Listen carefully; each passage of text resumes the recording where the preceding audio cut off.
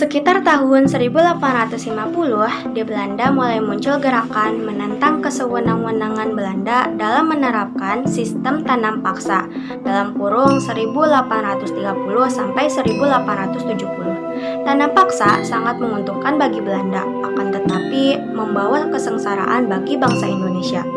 Berbagai golongan liberalis di Belanda menuntut agar tanam paksa dihapuskan. Baik itu kaum humanis maupun kapitalis menolak adanya sistem tanam paksa. Kaum humanis didasarkan pada sistem tanam paksa tidak berperi kemanusiaan.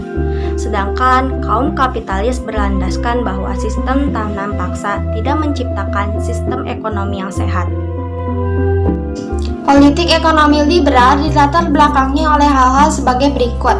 1. Pelaksanaan tanam paksa memberi keuntungan kepada Belanda tetapi menimbulkan penderitaan rakyat pribumi. 2. Berkembangnya paham liberalisme di Eropa. 3. Kemenangan Partai Liberal di Belanda. 4. Adanya Traktat Sumatera 1871 yang memberi kebebasan kepada Belanda untuk meluaskan wilayahnya ke Aceh. Pelaksanaan politik ekonomi liberal ditandai dengan beberapa peraturan di antaranya, yaitu yang pertama, Reglement op het Beleid der Regering in Nederlands Indie pada tahun 1854 yang berisi tentang tata cara pemerintahan di Indonesia. Yang kedua yaitu Indische Contabiliteitswet pada tahun 1867 yang berisi tentang tata perbendaharaan negara Hindia Belanda. Yang ketiga Suikerwet yaitu Undang-Undang Gula yang menetapkan bahwa tanaman tebu adalah monopoli pemerintah yang secara berangsur-angsur akan dialihkan kepada pihak swasta.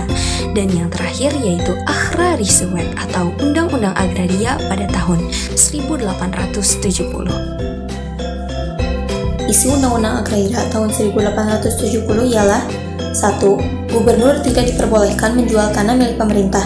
Tanah dapat disewakan paling lama 75 tahun. 2. Tanah milik pemerintah antara lain hutan yang belum dibuka, tanah yang berada di luar wilayah milik desa dan penghuninya, serta tanah milik adat.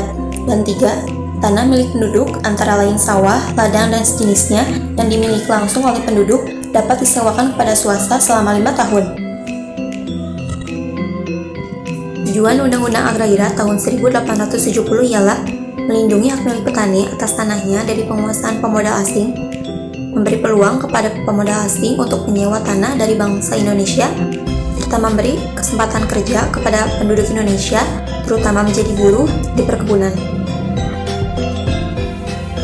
Setelah Undang-Undang Agraria 1870 diterapkan, di Indonesia memasuki imperialisme modern dengan diterapkan open-door politik, yaitu politik pintu terbuka terhadap modal-modal swasta asing. Hal itu berarti Indonesia dijadikan tempat untuk berbagai kepentingan, yaitu yang pertama, mendapatkan bahan mentah atau bahan baku industri di Eropa. Yang kedua, mendapatkan tenaga kerja yang murah. Kemudian, yang ketiga, menjadi tempat pemasaran barang-barang produksi Eropa. Dan yang keempat adalah menjadi tempat penanaman modal asing. Adapun dampak politik pintu terbuka, yaitu 1. Memberikan keuntungan yang besar bagi kaum swasta Belanda. 2. Hasil-hasil produksi perkebunan dan pertambangan mengalir ke Belanda. 3. Belanda menjadi pusat perdagangan hasil dari tanah penjajahan. 4. Kemerosotan tingkat kesejahteraan penduduk. 5. Adanya krisis perkebunan pada tahun 1885 karena jatuhnya harga gula dan kopi. 6. Menurunnya konsumsi bahan makanan terutama beras. 7. Menurunnya kerajinan hasil rakyat karena telah tersaingi oleh impor dari Eropa. 8. Pengangkutan dengan gerobak menjadi merosot penghasilannya setelah adanya angkutan kereta api. 9. Rakyat menderita karena masih diterapkan kerja rodi dan adanya hukuman yang berat bagi yang melanggar peraturan penali sentier. Mungkin cukup sekian yang dapat kami sampaikan. Mohon maaf bila ada kesalahan. Wassalamualaikum warahmatullahi wabarakatuh.